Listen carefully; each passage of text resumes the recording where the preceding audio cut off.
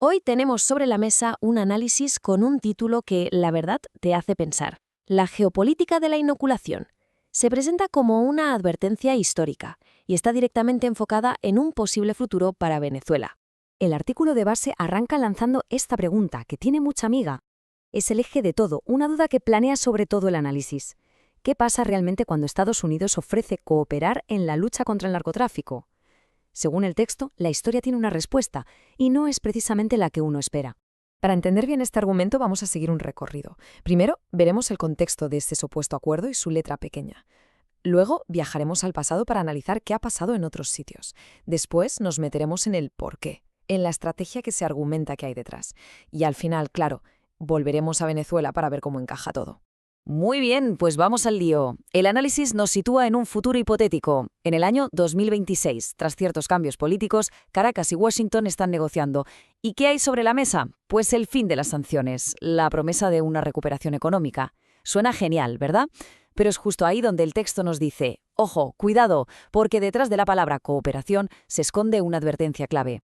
Y es que la tesis central va totalmente en contra de la lógica habitual. Sostiene que históricamente, en los lugares donde se instalan las agencias de Estados Unidos para, en teoría, combatir la droga, el problema no solo no se soluciona, sino que a menudo se multiplica, se expande, se agrava. Claro, para lanzar una afirmación tan potente no basta con opinar. El análisis se apoya en la historia comparando casos concretos. Nos presenta 3 ejemplos para argumentar que esto no es una casualidad, sino un patrón que se repite. Empecemos con Afganistán. El contraste es brutal. Antes de la invasión estadounidense en 2001, había producción de opio, sí, pero era algo artesanal, para el mercado local. Después, con la presencia militar y de las agencias de EU, el país se convirtió, literalmente, en la fábrica mundial de heroína. Para que nos hagamos una idea de la escala de esto, un solo dato citado de la ONU lo dice todo. Más del 80% de la heroína del mundo venía de Afganistán. Y todo esto mientras la DEA operaba sobre el terreno, supuestamente para evitarlo. Curioso como poco. El segundo caso que se analiza es Nicaragua. Antes de la guerra de la Contra, el país ni aparecía en el mapa del narcotráfico. Pero de repente, con la CIA financiando a los contras, se crea una auténtica autopista para la cocaína. Una ruta que no solo cambió la región, sino que acabó provocando la devastadora epidemia de crack dentro de los propios Estados Unidos. Y el tercer ejemplo es el vecino directo de Venezuela, Colombia. Antes del famoso Plan Colombia era un gran productor, eso es cierto, pero el consumo interno era bajo.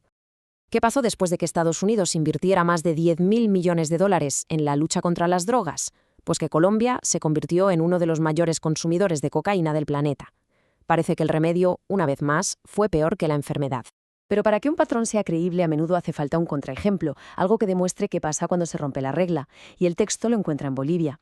En 2008, el gobierno de Evo Morales expulsa a la DEA. A partir de ahí, Bolivia desarrolla su propio modelo de control. El resultado, según la ONU, niveles de cultivo estables mucho más bajos que los de sus vecinos.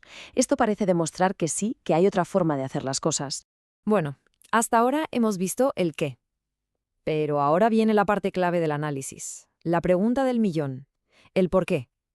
Si esta cooperación no parece servir para acabar con la droga, ¿qué lógica estratégica se esconde detrás, según este artículo? Y aquí el análisis presenta un dato que es una auténtica bomba, citando a la ONU y otras fuentes. La inmensa mayoría de la cocaína, un 87%, llega a Estados Unidos por la ruta del Pacífico. Sin embargo, el gran despliegue militar estadounidense está concentrado en el Caribe. Algo aquí no cuadra. Esta cita de la entonces vicepresidenta de Venezuela resume la contradicción de una forma muy directa, casi con ironía. Si el problema está en el Pacífico, ¿por qué toda la fuerza se concentra en el Caribe? El artículo sugiere que el objetivo principal no es logístico. El análisis, apoyándose en informes como los del International Crisis Group, llega a la conclusión de que esas otras intenciones son puramente geopolíticas. Se trataría de controlar un territorio estratégico, de presionar a un gobierno que consideran hostil y de asegurar el dominio en la región. La lucha contra el narcotráfico, en este contexto, sería la justificación, la coartada. Y esto nos lleva al concepto central de todo el argumento, la gestión geopolítica. La idea de que el objetivo real no es eliminar el narcotráfico, sino gestionarlo, administrarlo, convertirlo en una herramienta opaca para financiar operaciones secretas, para controlar agentes sobre el terreno, un verdadero estado paralelo que no aparece en los presupuestos oficiales. Y con todo este equipaje histórico y geopolítico, el análisis nos trae de vuelta al punto de partida, a Venezuela y a esas negociaciones hipotéticas del 2026. Ahora la pregunta es, ¿cómo se aplica todo lo que hemos visto a su futuro más inmediato? Estas son las condiciones que, según informes de prensa que se citan, Washington pondría sobre la mesa.